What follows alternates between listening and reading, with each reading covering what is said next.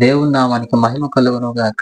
ప్రేమైన క్రీస్తు బిడ్డైన మీ అందరికీ నిండు మనసుతో హృదయపూర్వకమైన వందనాలు తెలియపరుస్తున్నాం. అందరికీ వందనాలు, దేవునికి స్తోత్రాలు. ప్రియులారా, మీరందరూ బాగున్నారు కదా? మీరందరూ బాగుండాలని మా యొక్క వ్యక్తిగత ప్రార్థనలో మీ కొరకే అనునిత్యము మేము జ్ఞాపకం చేసుకుంటున్నాం. యథావిధిగా ఈరోజు కూడా ఒక చక్కటి వాక్య భాగాన్ని మనం ధ్యానం చేసుకుందాం.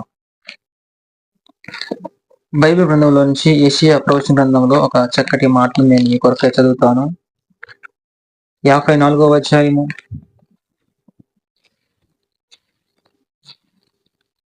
యెషయా ప్రవచన గ్రంథము 54వ అధ్యాయము 8వ వచనంలో ఒక మాట ఉంది. మహోద్రేకము కలిగిన నిమిషమాత్రము నీకు విముఖుడను అయితిని, నిత్యమైన కృపతో నీకు వాత్సల్యం చూపదును అని నీ విమోచకుడకు యెహోవా సెలవిస్తూ ఉన్నాడు. Praise the lord. దేవునికి మహిమ కలుగును గాక. నిత్యమైన కృపతో నీకు వాత్సల్యము చూపుదును అని నీ విమోచకుడగు యెహోవా సెలవిస్తూ ఉన్నాడు. దేవునికి మహిమ కలుగును గాక. ప్రేమైన క్రీస్తు పిల్లైన మీ అందరికీ మా యొక్క పర్యాయం ఈ మాటను చూడండి. నిత్యమైన కృపతో నీకు వాత్సల్యము చూపుదును అని నీ విమోచకుడగు యెహోవా సెలవిస్తున్నాడు. దేవునికి మహిమ ప్రభావం కలుగును గాక. దేవాదేవుడు తన ఇశ్రాయేలు పిల్లలైన వారిని విమోచించాలని, వారికి ఒక ఆశీర్వాదాన్ని కలుగజేయాలని ఒక వాగ్దాన పూర్వకంగా ఈ మాటను సెలవిస్తూ ఉన్నాడు. నిత్యమైన కృపతో నీకు వాత్సల్యాన్ని చూపుతాను. దేవునికి మహిమ కలుగును గాక. ప్రియమైన వాళ్ళ ఆలోచించండి. నిత్యమైన కృపతో నీకు వాత్సల్యం చూపుదును. నువ్వు ఏ పరిస్థితిలో ఉన్నా, ఏ పాపంలో నీవు ఇరుక్కొని చిక్కుని పడి నలిగిపోతూ ఉన్నా, శ్రమ పడిపోతూ ఉన్నా, ఈ పాపంలో నుంచి నేను బయటకు రాలేను అని ఒకవేళ నువ్వు కంగారు పడుతూ కలవరపడుతూ ఉన్నా, దేవుడు ఈరోజు వాగ్దాన పూర్వకంగా సెలవిస్తా ఉన్నాడు. నిత్యమైన కృపతో నీకు వాత్సల్యం చూపుతాను. హల్లెలూయా. ప్రియమైన వాళ్ళారా, ఆలోచించండి. నిత్యమైన కృపతో నీకు వాత్సల్యాన్ని చూపిస్తాడు దేవుడు. అది కొంతకాలం ఉండి కొంతకాలం పోయే కృప కాదు గాని, ఈ క్షణం ఉండి రేపు వెళ్ళిపోయే కృప కాదు గాని, నిత్యం ఎల్లవేళ నీతో ఉండే ఆ కృపతో నీ పైన కృప చూపించి నీవు ముదిమి వచ్చే వరకు, నీ ప్రాణం మట్టిలో కలిసిపోయే వరకు నీకు తోడుగా ఉండి నీ పట్ల ఆయన కృపను చూపించి నీ పట్ల వాత్సల్యాన్ని చూపుతాడు. హల్లెలూయా. నీవు చేసిన తప్పులన్నింటినీ ఆయన మన్నించి క్షమించి నీకు వాత్సల్యం చూపుతాడని దేవుని యొక్క వాక్కు ఈరోజు సెలవిస్తా ఉన్నది. ఏ పరిస్థితుల్లో ఉండి నువ్వు ఈ మాటలు విన్నా, ఏ స్థితిలో ఉండి నువ్వు ఈ మాటలు వింటూ ఉన్నా, దేవుడు నీతో వాగ్దాన పూర్వకంగా సెలవిస్తా ఉన్నాడు. నిత్యమైన కృపతో నీకు వాత్సల్యం చూపుద్దాన్ని. హల్లెలూయా. ప్రియమైన వాళ్ళారా, దేవుడు ఒక వ్యక్తి పట్ల వాత్సల్యాన్ని చూపిస్తే జరిగే కార్యాలు ఏంటో నేను చూపిస్తాను చూడండి. లూకా శుభవర్తమానంలో ఒక మాట ఉంది, నేను చూపిస్తాను చూడండి. లూకా శుభవర్తమానం 1వ అధ్యాయంలో 77వ వచనంలో ఒక మాట ఉంది, నేను మీకు చూపిస్తాను. లూకా శుభవర్తమానం 1:77 చూడండి.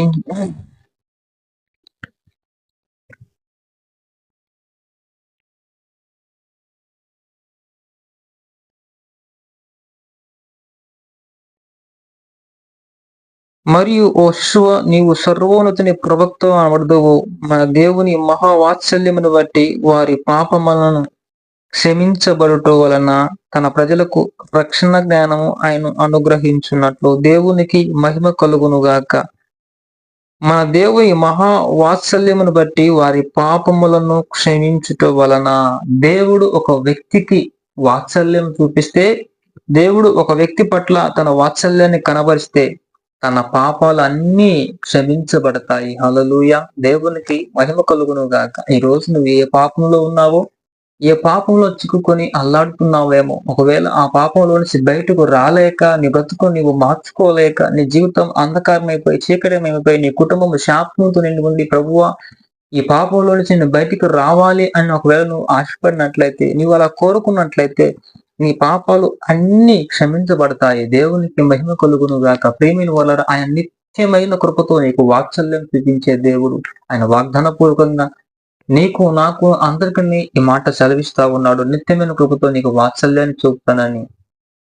చూడండి, ఈరోజు వాత్సల్యం దేవుడు మన పట్ల చూపించగలిగితే, ఆయన వాత్సల్యం మన పట్ల ఉండగలిగితే, నువ్వు ఎంతటి పాపంలో ఉన్నా, ఏ పాపంలో ఉన్న నీ ప్రతి పాపము క్షమించబడతాయి. ఈ లోకంలో ప్రేమైన వాళ్ళరా, ఎవరు తల్లి అయినా మన పాపంను క్షమించలేదు. తండ్రి అయినా, రక్త బంధువులైనా, తోబుట్టువులైనా, మన కట్టుకున్న భార్య అయినా, భర్త అయినా, కన్న బిడ్డలైనా ఈ లోకంలో ఎవడునూ మన పాపాలను క్షమించలేడండి. ఎందుకంటే మనము పాపం చేసినప్పుడు ఆ వ్యక్తికి పాపం పాపిగానే కనపడతాం. మనకు వారికి ఒక దుర్మార్గుడుగానే కనపడతాం తప్ప, దేవాది దేవుడు అంటాడు, నేను నీకు వాత్సల్యం చూపి నీ పాపాలు అన్నిటిని క్షమిస్తానని దేవాది దేవుడు సెలవిస్తున్నాడు. ఒకవేళ క్షమించబడన్నా ఈ లోకంలో ఎవరిని క్షమించగలరండి?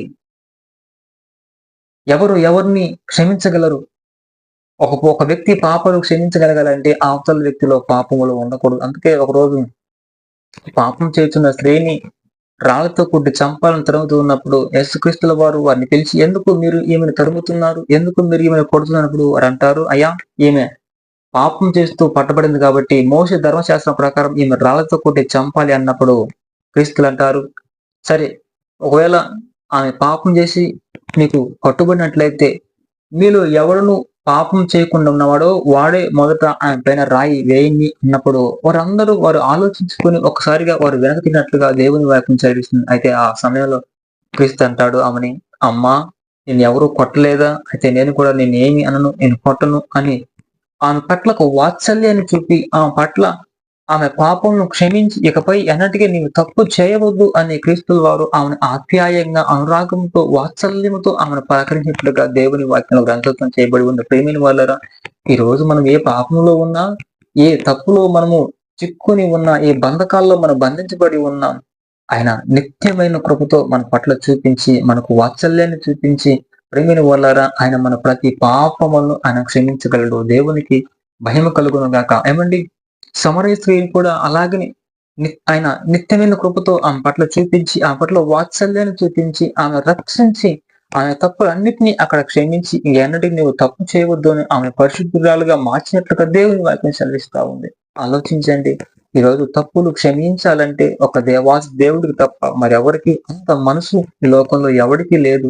ఈరోజు నీ పాపాన్ని బట్టి నీ అందరూ వెలివేస్తున్నారేమో, నీ పాపాన్ని బట్టి అందరూ నేను నిందిస్తున్నారేమో, ఒకవేళ నీ పాపాన్ని బట్టి నేను అందరూ చీకొడుతున్నారేమో, నువ్వు బజార్లకు వస్తేనే పాపిష్టుడు వచ్చాడు, పాపి ప్రేమైన వాళ్ళారా, ఈ రోజు నీ పాపం క్షమించబడాలంటే నీ పాపం దేవుడు నేను క్షమించి నేను పరిశుద్ధులుగా మార్చబడాలంటే దేవుడు నీకు నిత్యమైన కృప నీకు చూపును గాక.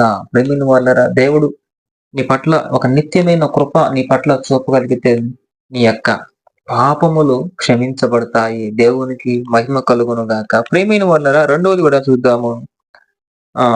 కీర్తనలో ఒక మాట ఉంటది. కీర్తనలు 79:8 ఒక మాట ఉంటది. కీర్తనలు 79:8 ఒక మాట మీకు చూపిస్తాను. 79 చూడండి, మేము బహుగా కృంగియున్నాము, మా పూర్వుల దోషమును జ్ఞాపకం చేసుకొని నీవు మా మీద కోపపడకుండము, నీ వాత్సల్యము త్వరగా మమ్ము ఎదుర్కొని నిమ్ము. దేవునికి మహిమ కలుగునుగాక. నీ వాత్సల్యము త్వరగా మమ్ము ఎదుర్కొని నిమ్ము. మా రక్షణకర్తకు దేవా, నీ నామ ప్రభావాన్ని బట్టి మాకు సహాయము చేయము. ప్రైజలా, దేవునికి మహిమ కలుగునుగాక. రెండవదిగా ఆయన వాత్సల్యము నీ పట్ల చూపగలిగితే నీ యొక్క పాపములు మరవబడును. దేవునికి మహిమ. చూడండి, మా పూర్వుల దోషములు జ్ఞాపకము చేసుకొని నీవు మా మీద కోపపడకుండా నుండుము. నీ వాత్సల్యము త్వరగా మమ్ము ఎదుర్కొన నిమ్ము. దేవునికి మహిమ కలుగునుగాక. దేవుడు మన పట్ల వాత్సల్యాన్ని చూపితే, ఆయన ప్రేమను మన పట్ల కురిపించగలిగితే మన యొక్క పాపములు మరవబడతాయి. ఈరోజు ఈ సమాజంలో ఏ మనుషుడు ఎంత ఆత్ముడైనా, ఎంత బంధువైనా, రక్త సంబంధులైనా, కన్నవారైనా, కట్టుకున్న వారైనా, కడుపును పుట్టిన వారైనా, మనం ఏదైనా ఒక తప్పు చేస్తే ఆ తప్పుగానే చూస్తారు తప్ప ఆ పాపములు, లేకపోతే వారికి చేసిన హానిని బట్టి ఏనాటికి వారు మర్చిపోరు. ఎందుకంటే ఊపిరి ఉన్నంత వరకు వారి గుండెల్లో మనం చేసిన ఆ అపరాధమును, మనం చేసిన ఆ తప్పును అలాగే దాచుకొని దాన్ని పెంచి పోషిస్తారు. ఏదో ఒక రోజు నీకు మరలా ఆ ప్రతి దాడి నీ మీద చేయాలని తప్పక ఆలోచించాలి తప్ప ఈనాటికి నువ్వు చేసిన ఆ పాపాన్ని మర్చిపోరండి. కానీ దేవుడు నీ పట్ల వాత్సల్యాన్ని చూపగలిగితే, దేవుడు నీ పట్ల నీ జీవితంలో వాత్సల్యాన్ని చూపిస్తే నీ పాపములు మరువబడతాయి. దేవునికి మహిమ కలుగును గాక. ప్రియమైన వాళ్ళారా, ఈ రోజు నువ్వు ఎంత పాపంలో ఉన్నా, ఎంత ఆ లోక లోకానికి నువ్వు బానిసవై ఆ లోక సంబంధుడిగా నువ్వు జీవిస్తూ ఉన్నా, ఒకవేళ నీవు నీ తప్పు తెలుసుకోగలిగి నీవు మారుమనసు పొంది దేవుని యొక్క సన్నిధికి రాగలిగితే, దేవుడు ఆయన వాత్సల్యాన్ని నీ పైన చూపించగలిగితే, మొదటిగా నీ యొక్క పాపములు క్షమించబడతాయి. రెండవదిగా నీ పాపములు మరువబడతాయి. దేవునికి మహిమ కలుగును గాక. ఈ మాటలు వింటున్నా నువ్వెవరివైనా సరే, నా ప్రియ దేవుని బిడ్డ ఆలకించండి. ఈరోజు అదే పాపములో నువ్వు ఒకవేళ కృంగిపోతా ఉన్నావేమో, దేవుని వైపు నీ చేతులు చాపి, ప్రభువా నేను పాపిని, నేను ద్రోహిని, నన్ను మన్నించు, నా పాపములు కడిగివేయమని నువ్వు కోరుకోగలిగితే, ఆయన అభయ హస్తం నీ పైన చాచి, ఆయన పరిశుద్ధమైన హస్తం నిన్ను ముట్టి, నిన్ను పరిశుద్ధపరిచి, నీ పాపములు అన్నిటినీ ఆయన మరుచును గాక. ప్రేమైన వారులారా, ఈ లోకంలో ఎవ్వరు మన పాపములను మరువరు, మన దోషములను మరువరండి. కానీ దేవుడు అంటాడు, నేను నీ పాపములను మరిచిపోతానని. దేవునికి మహిమ కలుగును గాక. ఇంత గొప్ప దేవుడు ఈ లోకంలో ఎవరికీ లేడు. అని అంటాడు, నేను మీ పాపములను మర్చిపోతాను. అంతగా చక్కగా అంటాడు, మేము బహుగా కృంగి ఉన్నాము, మా పూర్వుల దోషములు జ్ఞాపకము చేసుకొని మా మీద కోపపడకుండా నుండుము. దేవునికి మహిమ కలుగును గాక. దేవుడు మన పట్ల వాత్సల్యతను చూపగలిగితే మన పాపములు మరుస్తాడైన. మూడవదిగా చూడండి, యెషయా ప్రవచన గ్రంథంలో ఒక మాట ఉంటుంది. యెషయా ప్రవచన గ్రంథము 1వ అధ్యాయంలో ఒక మాట ఉంటుంది చూడండి. 1:18లో ఒక మాట ఉంది చూడండి. యెహోవా ఈ మాట సెలవిస్తున్నాడు, రండి మన వివాదము తీర్చుకొందుము. మీ పాపములు రక్తం వలె ఎర్రవైనవని, అవి హిమము వలె తెల్లబడును. కెంపు వలె ఎర్రనివైనను, అవి గొర్రెబొచ్చుని వలె తెల్లవి అగును. దేవునికి మహిమ కలుగును గాక. చూడండి, ఆయన వాత్సల్యం మన పైన చూపిస్తే మన పాపములు అన్ని కూడా మంచు వలె కరిగిపోతాయంట. ప్రైజలా, దేవునికి మహిమ కలుగును గాక. మన పాపములు అన్ని ఒకటి తర్వాత ఒకటి మన పాపములు, మన అతిక్రమములు అన్ని తొలగిపోబడతాయి, అన్ని కరిగిపోతాయి. అదే మనుషులైతే మన పాపాన్ని పెంచి పోషిస్తారు. మనం ఒకటి చేస్తే దానికి వారు నాలుగు అతిక్రమాలను కలిపి మన పైన కక్షను పెంచుకుంటారు, మన పైన ద్వేషాన్ని పెంచుకుంటారు. కానీ దేవుడు అంటాడు, మీ పాపములన్నీ మంచు కరిగిపోయినట్లుగా కరిగిపోతాయని. దేవునికి మహిమ కలుగును గాక. ప్రేమైన వాళ్ళ బైబిల్ గ్రంథంలో ఎందరో పాపాలను దేవుడు క్షమించాడు. వారు చేసిన అపరాధములను దేవుడు ఏనాడు జ్ఞాపకం చేసుకోకుండా వారికి అభయహస్తాన్ని చాచి దేవుడు వారిని కరుణించి వారి పట్ల కరుణా కటాక్షాన్ని వారి పైన చూపించగలిగిన దేవుడు. అందుకే భక్తుడు అంటాడు, ప్రభువా నా తల్లి గర్భములోనే నేను పాపముతో జన్మించిన వాడను, నన్ను హిమము కంటే తెల్లగా మార్చు, నన్ను హిస్సోపుతో కడగమని కీర్తనకారుడు ప్రార్థన చేస్తాడు. అంటే ఈ లోకంలో ఎవడు అతి పరిశుద్ధుడు లేడండి. ఎవడు పరిశుద్ధంగా జీవించేవాడు ఎవడో లేడు. మనమందరం పాపం ద్వారా పుట్టాం కాబట్టి, లోకంలో పుట్టిన ప్రతి ఒక్కడు పాపానికి దాసుడై ఉన్నాడు కాబట్టి, మనం చేయవలసిందల్లా ఒకటే, ఆయన కృప కొరకై, ఆయన వాత్సల్యత కొరకై మనము ఆశపడాలి. ఆయన వైపు చేతులు చాచగలగాలి. ప్రభువా మమ్మల్ని క్షమించండి, మమ్మల్ని పరిశుద్ధపరచండి, మమ్మల్ని హిమము కంటే తెల్లగా మమ్మల్ని మార్చండి ఆయన కోరుకోగలిగితే, ఆయన కృప కలిగిన దేవుడు, మన పైన వాత్సల్యం చూపగలిగిన దేవుడు ఇన్నారులుగా నిన్ను దీవించును గాక. ప్రేమైన వాళ్ళారా, ఆయన మన పట్ల వాత్సల్యాన్ని చూపగలిగితే మన పాపములు క్షమించబడతాయండి, మన పాపములు మరువబడతాయి. ఈ లోకంలో ఎవడు నీ పాపాన్ని మర్చిపోడండి.